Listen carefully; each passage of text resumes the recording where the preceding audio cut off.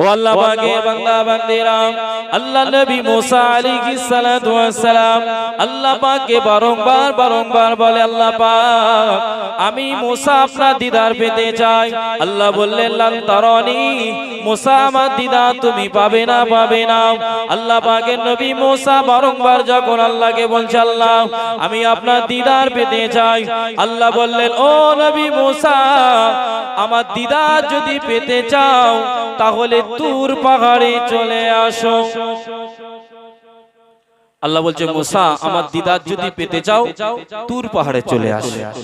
আল্লাহ নবী মুসা আলাইহিস সালাম আল্লাহ দিদার পাওয়ার জন্য, আল্লাহর সঙ্গে দেখা করার জন্য তুর পাহাড়ে চলে গেলেন। আল্লাহ নবী মুসা তুর পাহাড়ে যাওয়ার পরেতে আল্লাহ দিদার সেখানে নবীর হলো না। আল্লাহ পাক রব্বুল আলামিন তাআলার নূরের তাজাল্লি তুর পাহাড়ে কিছুটা ফেলে দিলেন। তুর পাহাড়ে যখন আল্লাহ তাজাল্লি যখন পড়ে গেল, নবী মুসা আলাইহিস সালাতু ওয়াস সালাম আল্লাহর নূরের তাজাল্লিতে বেহুশ হয়ে পড়ে গেলেন এবং তুর পাহাড় ভেঙে চূর্ণ বিচূর্ণ হয়ে গেল। আল্লাহ দিদার করার জন্য তুর পাহাড়ে গেলেন। আল্লাহ নূরের কিছু তাজাল্লি তুর পাহাড়ে যেই আল্লাহ নিক্ষেপ করলেন, নবী মুসা আলাইহিস সালাম বেহুশ হয়ে পড়ে গেলেন এবং তুর পাহাড় ভেঙে চূর্ণ বিচূর্ণ হয়ে গেল। আল্লাহ দিদার নবীর মুসার হলো না। ও আল্লাহর বান্দা বান্দিরা, আমরা এমন একটা নবীর উম্মত হয়েছি, আমার আপনার নবী কখনো বলেনি আল্লাহ পাক আমি মুহাম্মদ আপনাকে দেখতে চাই, আমি মুহাম্মদ আপনার দিদার পেতে চাই, কিন্তু স্বয়ং আল্লাহ পাক আমার আপনার নবীর দিদার পেতে চেয়েছিলেন। কোন একটা রজনীতে রজব মাসে তাফসীরের ভিতরে পাওয়া যায় আল্লাহ নবী কাবা বাইতুল্লাহ চাতওয়ালে শুয়েছিলেন।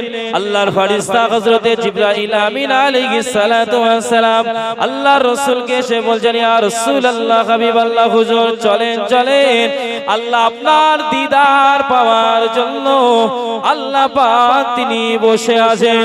আল্লাহ পাকের নবীকে সেখান থেকে মসজিদে হারাম থেকে মসজিদে আকসা বাইতুল মুকাদ্দাসে নিয়ে যাওয়া হলো। আল্লাহ নবী বাইতুল মুকাদ্দাসে গিয়ে সেখানে অন্য নবীরা যেখানে তাদের যানবাহন রেখেছিলেন, আল্লাহ নবীও সেখানে যানবাহনটা রাখলেন। আল্লাহ নবী বলছেন যে অন্য নবীরা তাদের বোরাক যেখানে রেখেছিলেন আমিও সেখানে গিয়ে আমার বোরাকটা রাখলাম। আল্লাহ নবী মসজিদে হারাম থেকে মসজিদে আকসার ভিতরে যখন পৌঁছেছেন, আল্লাহ নবী মসজিদে আকসার দরওয়াজায় যখন গেলেন, মসজিদের দরওয়াজায় ঢুকে দেখলেন ওই আপনার মসজিদে আকসার ভিতরে নবী আদম আলাইহিস সালাম থেকে নিয়ে ঈসা রুহুল্লাহ পর্যন্ত যত নবী রাসূল দুনিয়ার বুকে এসেছিলেন, প্রত্যেকটা নবী রাসূল মসজিদে আকসা বাইতুল মুকাদ্দাসের নামাজের কাতারে সেখানে সকলে কাতার দিয়ে বসে আছেন। জোরে বলুন সুবহানাল্লাহ। পৃথিবীর বুকে সবচাইতে সুন্দর জায়গা একটাই আছে, আরো অন্যান্য আছে, তার ভিতর থেকে একটা জায়গা হলো মসজিদে আকসা বাইতুল মুকাদ্দাস, যে বাইতুল মুকাদ্দাসের ভিতরে প্রত্যেকটা নবী রাসূলের কদম নকশে কদম সেখানে লেগে আছে। জোরে বলুন সুবহানাল্লাহ। আল্লাহ নবী বাইতুল মুকাদ্দাসে মসজিদে আকসার ভিতরে প্রবেশ করে দেখলেন সমস্ত নবী রাসূল সেখানে বসে আছে।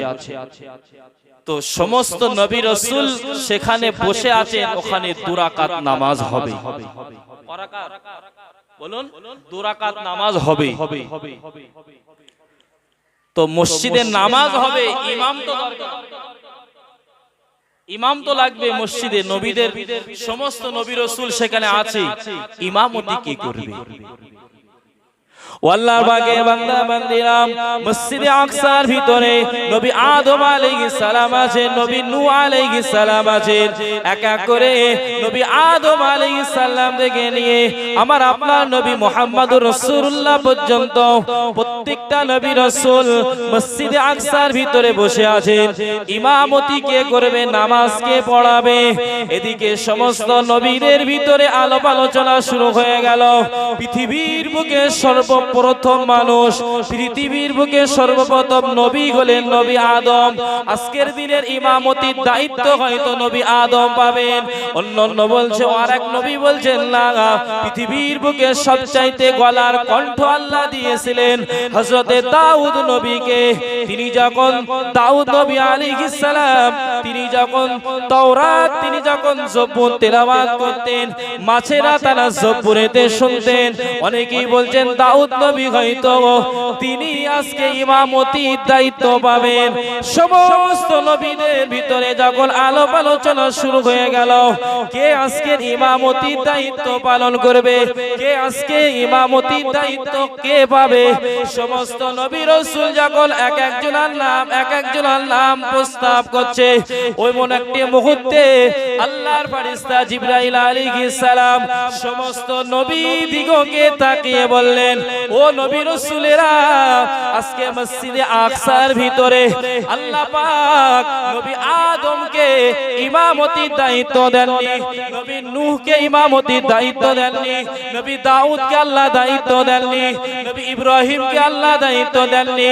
আজকের দিনেতে মসজিদে আকসার ভিতরে আল্লাহ ইমামতির দায়িত্ব যাকে দিয়েছেন, তিনি হলেন আখিরি জামানার নবী মুহাম্মাদুর রাসূলুল্লাহ। সমস্ত নবী রাসূল বসে আছে, ইমামতি কে করবে? ফেরেশতা জিবরাইল আলাইহিস সালাম বলছে, ও নবী রাসূলেরা, আজকে মসজিদে আকসার ভিতরে ইমামতির দায়িত্ব আল্লাহ দিয়েছেন আখিরি জামানার নবী মুহাম্মদুর রাসূলুল্লাহকে। জোরে বলুন সুবহানাল্লাহ। আমার আল্লাহ পাক আমার আপনার নবীকে মসজিদে আকসার ভিতরে ইমামতি জায়গায় দাঁড় করিয়ে দিয়ে নবী আদম থেকে নবী ঈসা রুহুল্লাহ পর্যন্ত প্রত্যেকটা নবী রাসূলকে আল্লাহ মুক্তাদি বানিয়ে আল্লাহ এটাই বুঝাতে চাইলেন, ও নবী রাসূলেরা, আমার নবী মুহাম্মদ হলো তোমাদের ইমাম। জোরে বলুন না সুবহানাল্লাহ। প্রত্যেকটা নবী রাসূলের ইমাম কে? আমার আপনার নবী। দুরাকাত নামাজ হয়ে গেল মসজিদে আকসার ভিতরে।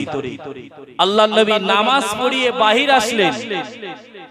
ফেরেশতা জিবরাইল আলাইহিস সালাতু ওয়াস সালাম এক হাতে দুধ আর এক হাতে মদ, দুধ আর মদটাকে নিয়ে আল্লাহর নবীর সম্মুখে দিলেন।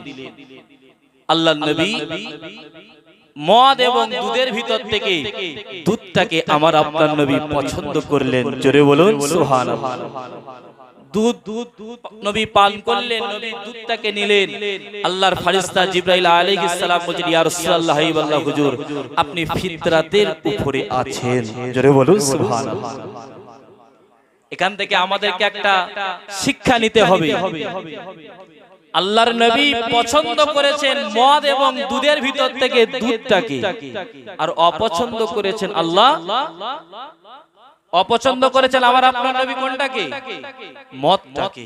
অতএব আমাদেরকে মদ থেকে দূরে থাকতে হবে। দুধ পান হয়ে গেল।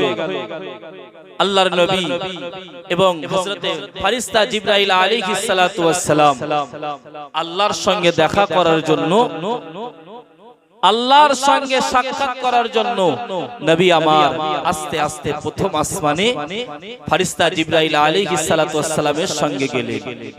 প্রথম আসমানে যাওয়ার পরে ফেরেশতা জিবরাইল আলাইহিস সালাম প্রথম আসমানের দরওয়াজায় গিয়ে আঘাত করলেন।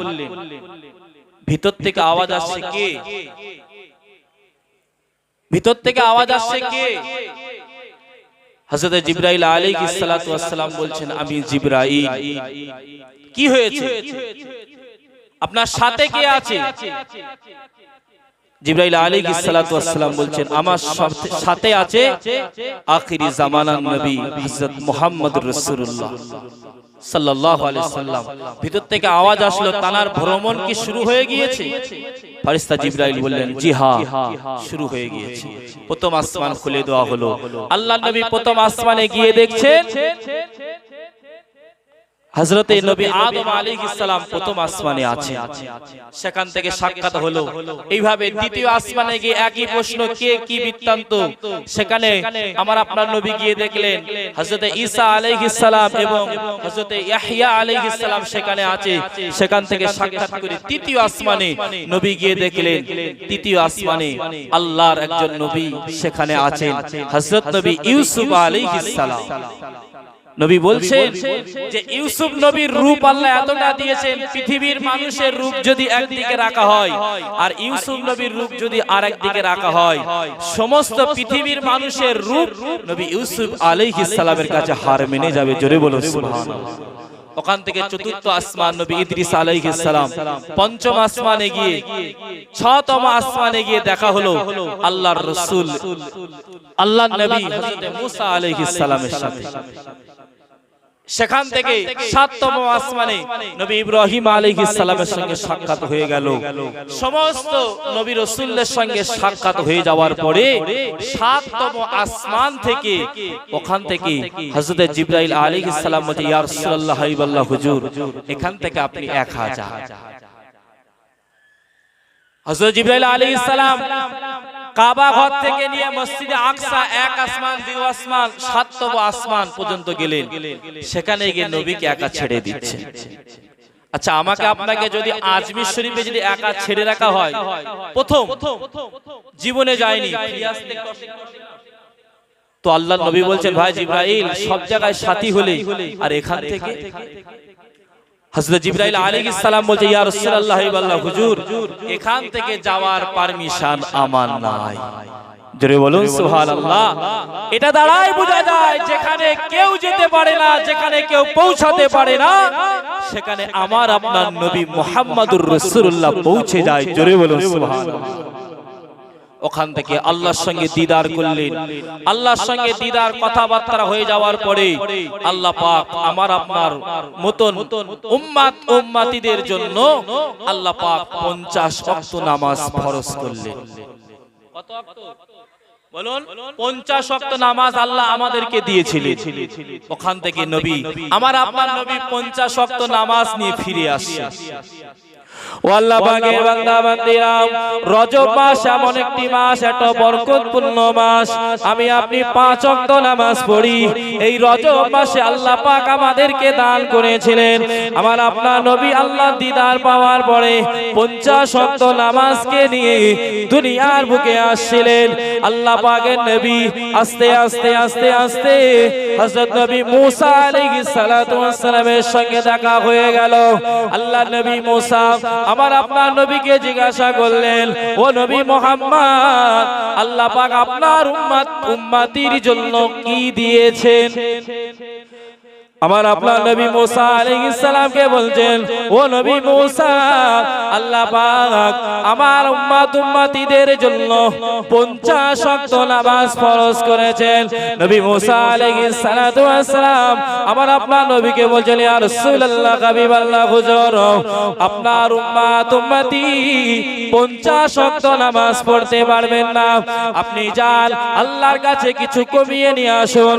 এইভাবে কমাতে কমাতে কমাতে কমাতে আমার আল্লাহ পাক রব্বুল আলামিন আমার আপনার উপরে 50 ওয়াক্ত নামাজের ভিতর থেকে 5 ওয়াক্ত নামাজ ফরজ করে দিলেন।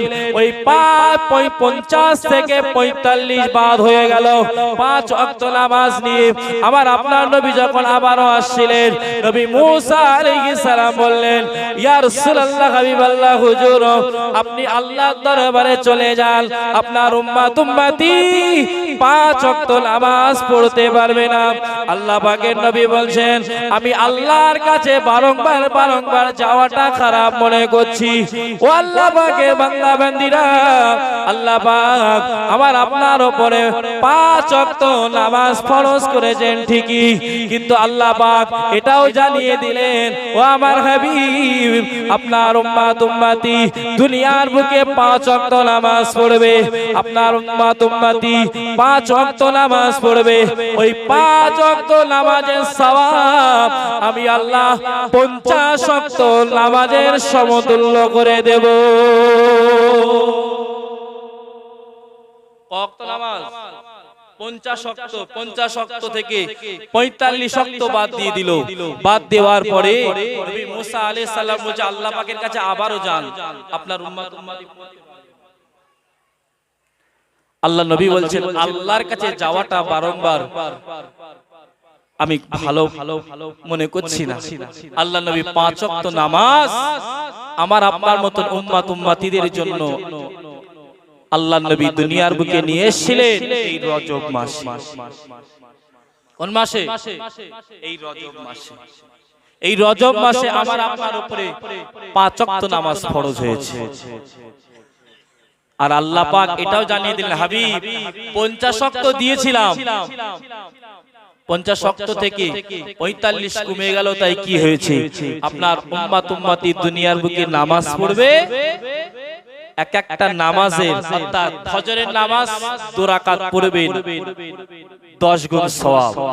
5 ওয়াক্ত নামাজ আমি আপনি পড়ি ঠিকই, কিন্তু সওয়াব হয় 50 ওয়াক্তের নামাজের বরাবর। জোরে বলুন না সুবহানাল্লাহ। এই রজব মাস, এই রজব মাসে আল্লাহ পাক আল্লাহর নবীর সঙ্গে দিদার করেছিলেন, যেখানে মুসা আলাইহিস সালাম আল্লাহর দিদার পায়নি, আর আমার আপনার নবী আল্লাহর সঙ্গে দিদার পেলেন। আবার আল্লাহর দিদার উম্মত উম্মতি কি পাবে সেই রাস্তাটাও আল্লাহর নবী দেখিয়ে দিয়ে গেলেন। এক কথায় আমি আপনি নামাজ পড়বো, নামাজের ভিতরেই আল্লাহ পাকের সঙ্গে দিদার হবে। জোরে বলুন সুবহানাল্লাহ। আল্লাহ পাকের বান্দা বান্দীরাও, রজব মাস এমন একটা বরকতপূর্ণ মাস, রজব মাস এমন একটা বরকতপূর্ণ মাস। রজব মাস যখন শুরু হয়ে যেত, রজব মাস যখন পড়ে যেত, আমার আপনার হাবিব আল্লাহর কাছে দোয়া চাইতেন, ও রব্বুল আলামিন আল্লাহ পাক আল্লাহুম্মা বারিক লানা ফি রজব ওয়া শাবান ওয়া বাল্লিগনা রমাদান। আল্লাহ নবী আল্লাহর কাছে দোয়া চাইতেন, আল্লাহ পাক রজব মাসের যত ফজিলাত এবং শাবান মাসের যত ফজিলাত আমি মুহাম্মদ আমাকে দান করুন। জোরে বলুন না সুবহানাল্লাহ। এখানে একটা পয়েন্ট আছে, আল্লাহর নবী তিনি আল্লাহর কাছে বলছেন আল্লাহ রজব মাসের এবং শাবান মাসের যত ফজিলাত আমি মুহাম্মদ আমাকে দান করুন। আচ্ছা, পৃথিবীর বুকে সবচাইতে বরকতময় যদি আল্লাহ কাউকে বানিয়ে থাকেন তিনি কে? বলুন, আমার আপনার নবী। জোরে বলুন সুবহানাল্লাহ। যে নবীর ঘাম সাহাবীরা আতর হিসেবে ব্যবহার করতেন। জোরে বলবেন। যে নবীর থুতু মোবারকটা, নবীর থুতু জমিনে পড়ার আগে সাহাবাগণ তারা হাত পেতে নিতেন আল্লাহর রাসূলের থুতুটাকে নেওয়ার জন্য। আল্লাহর রাসূল ওযু করতেন, ওযুর পানিটা বরকত নেওয়ার জন্য সাহাবীরা লাইন দিয়ে বসে থাকতো, রাসূলের ওযু করা কৃত পানিটা আমরা আমাদের কাছে রেখে দেব। জোরে বলুন না সুবহানাল্লাহ। এমন একটা বরকতময় নবী, তিনি বলছেন আল্লাহ রজব মাস শাবান মাসে যত ফজিলাত আমি মুহাম্মদ আমাকে দান করুন। এবং ওয়াবাল্লিগনা রমাদান, আল্লাহ আমি মুহাম্মদ আমাকে রমজান মাস পর্যন্ত পৌঁছে দেবেন। শুধু পৌঁছে দেবেন না আল্লাহ, রমজান মাসে শরীর সুস্থ রেখে রমজান মাসের একটি মাস রোজা আমি মুহাম্মদ আমার দ্বারাই করিয়ে নেবেন। জোরে বলবেন না সুবহানাল্লাহ। আচ্ছা, আল্লাহর নবী যে দোয়াগুলো চাইলেন এর ভিতরে কি বরকত আছে না নাই? রজব মাসের বরকত আছে, শাবান মাসের বরকত আছে, আর বিশেষ করে আমাদের সম্মুখে যে মাসটা আসছে রমজানুল মুবাররক মাস, নিশ্চয়ই এই তিনটে মাসে কিছু না কিছু আছে। ওই জন্য আল্লাহর নবী দোয়া চেয়েছে। ও আল্লাহ পাকের বান্দা বান্দিরা, আমার আপনার নবী রজব মাস পড়ে গেলে আল্লাহর কাছে দোয়া চাইতেন, আল্লাহ রজব মাসের যত ফজিলাত, রজব মাসের যত বরকত, শাবান মাসের যত ফজিলাত, শাবান মাসের যত বরকত আমি মুহাম্মদ আমাকে দান করবেন, এবং আমি মুহাম্মদ আমাকে রমজান মাস পর্যন্ত পৌঁছে দেবেন, যাতে করে রমজান মাসের একটি মাস আমি মুহাম্মদ রোজা করতে পারি। আল্লাহ পাকের বান্দা বান্দিরা, আমার আপনার সারা জীবনের আমল, বাৎসরিক সপ্তাহের একটা আমল আল্লাহর দরবারে পৌঁছে দেওয়া হয়, ওই দিনটা হলো সোমবার অথবা বৃহস্পতিবার। সারা সপ্তাহ আমি আপনি কি আমল করি, পৌঁছে দেওয়া হয় আল্লাহর দরবারে সোমবার অথবা বৃহস্পতিবার। ঠিক মাসে কি করি তার একটা দিন পৌঁছে দেওয়া হয়, বছরে একটা দিন আমার আপনার আমল আল্লাহর দরবারে পৌঁছে দেওয়া হয়, ওই মাসটা ওই বছরটা হলো শাবান। কি মাসে? আল্লাহর রাসূলের সাহাবারা বলছেন আল্লাহর নবী শাবান মাসে এত রোজা করতেন, অন্যান্য মাসে এত রোজা তিনি করতেন, শাবান মাসে নবী সাল্লাল্লাহু রোজা করতেন। আর রমজান মাস তো আছে একটা মাস, রমজান মাসে রোজা করলে কি আছে না আছে? রমজান মাসে আল্লাহ পাক কি বরকত রেখেছেন, আল্লাহর নবী হাদিস পাকের ভিতরে জানিয়েছেন জান্নাত তো অনেক আছে, জান্নাত অনেক আছে, তার ভিতর থেকে একটা জান্নাত আছে যে জান্নাতটার নাম হলো রাইহান। কি নাম? রাইহান। এই রাইহান নামক জান্নাতে কোনো নামাজি যাবে না, কোনো যাকাত দেনেওয়ালা, কোনো দান খায়রাত দেনেওয়ালা এই জান্নাতে, রাইহান নামক জান্নাতে যেতে পারবে না। ওই জান্নাতটা আল্লাহ পাক রব্বুল আলামিন খাস করে এক শ্রেণীর উম্মতি বান্দা বান্দির জন্য রেখে দিয়েছেন। তারা কারা? ও আল্লাহ পাকের বান্দা বান্দিরা, আল্লাহ পাকের নবী হাদিস পাকের ভিতরে জানিয়ে দিয়েছেন আল্লাহ পাক রাইহান নামক একটি জান্নাত রেখে দিয়েছেন।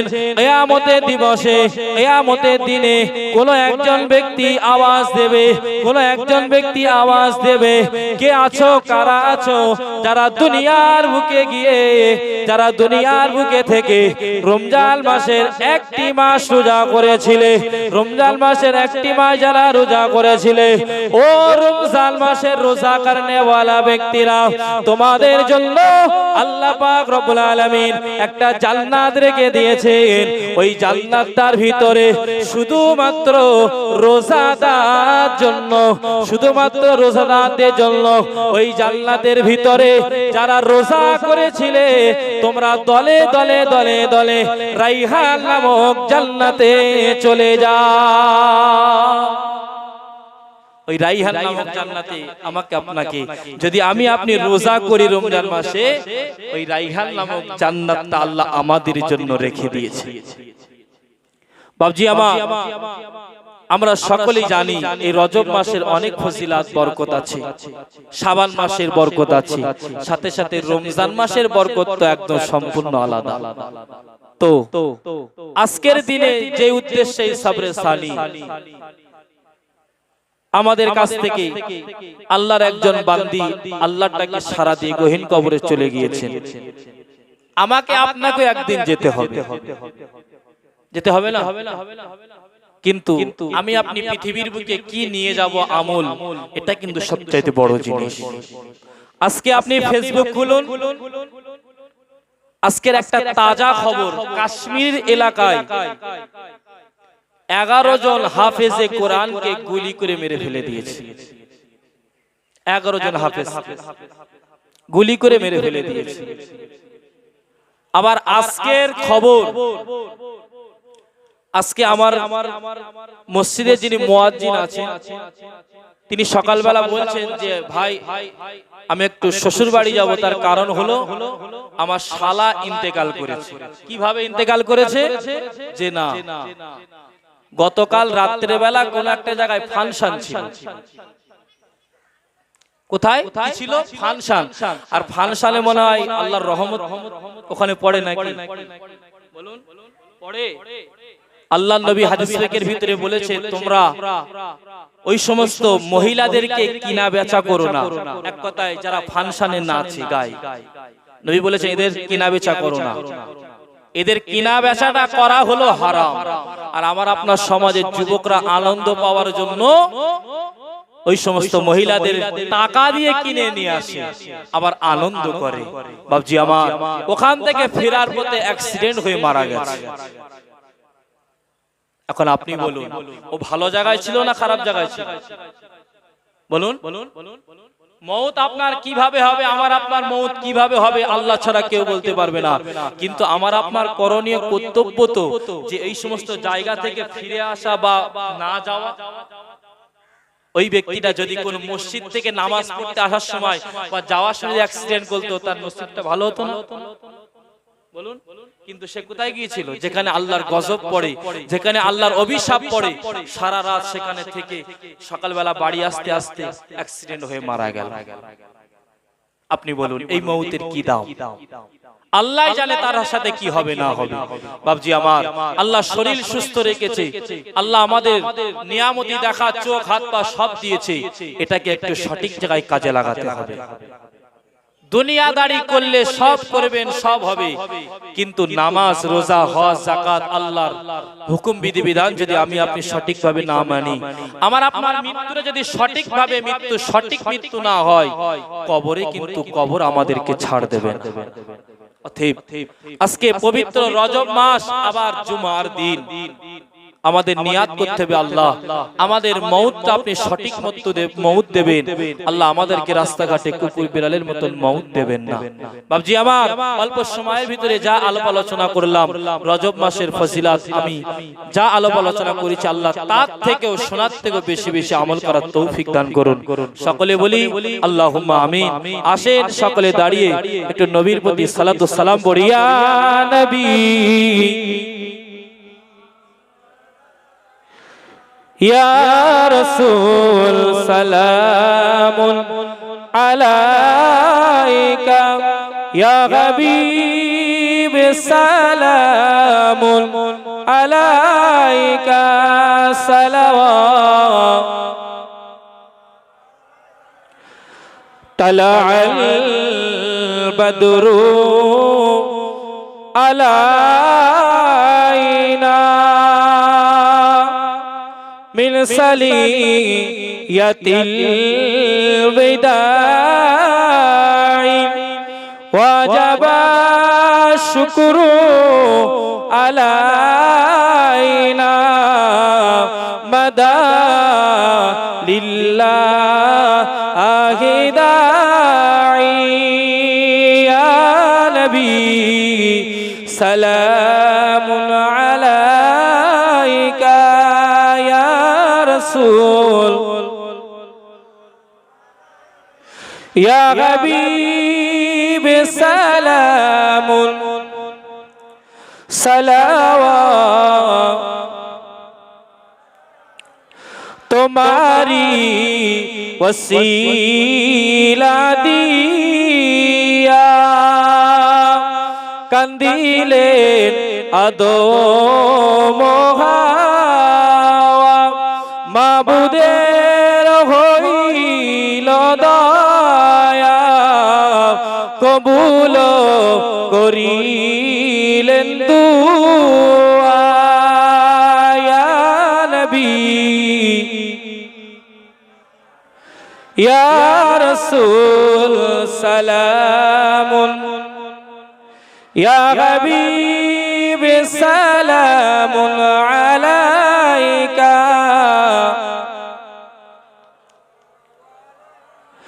নবীজির আব্বা আব্দুল্লাহ,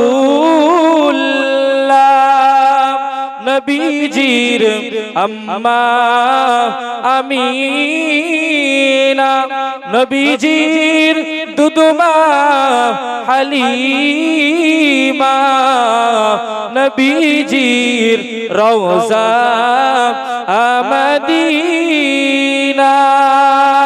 ইয়া নবী ইয়া রাসূল সালাম, ইয়া হাবিব সালামুন আলাইকা, সালাওয়াতুল্লাহ আলাইকা। সকলে বসে যান। বালাগাল উলা বিকামালিহি, কাশাফাত তুজা বিজামালিহি, হাসানাত জামিউ খিসালিহি, সাল্লু আলাইহি ওয়ালিহি। বালাগাল উলা বিকামালিহি, কাশাফাত তুজা বিজামালিহি, হাসানাত জামিউ খিসালিহি, সাল্লু আলাইহি ওয়ালিহি। আল্লাহুম্মা সাল্লি আলা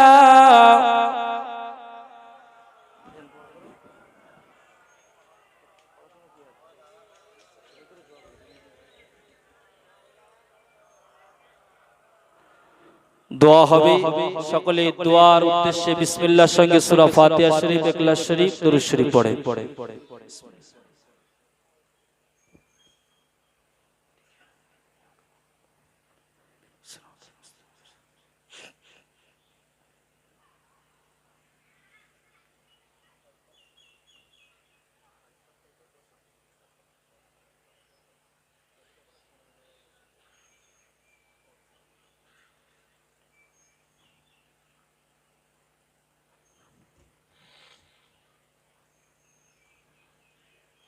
সাল্লি আলা সাইয়্যিদিনা।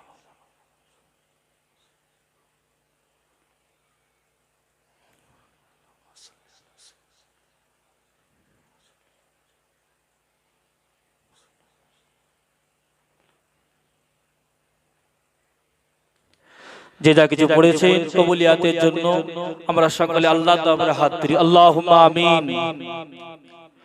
আলহামদুলিল্লাহি রাব্বিল আলামিন, আসসালাতু ওয়াসসালামু আলা রাসূলিল কারীম ওয়া আলা আলিহি ওয়া আসহাবিহি ওয়া আশরাফিল আমবিয়াই ওয়াল মুরসালিন। রব্বানা যালামনা আনফুসানা ওয়া ইল্লাম তাগফির লানা ওয়া তারহামনা লানাকুনান্না মিনাল খাসিরিন। ইয়া আজিজু ইয়া গফফারু ইয়া রাব্বাল আলামিন।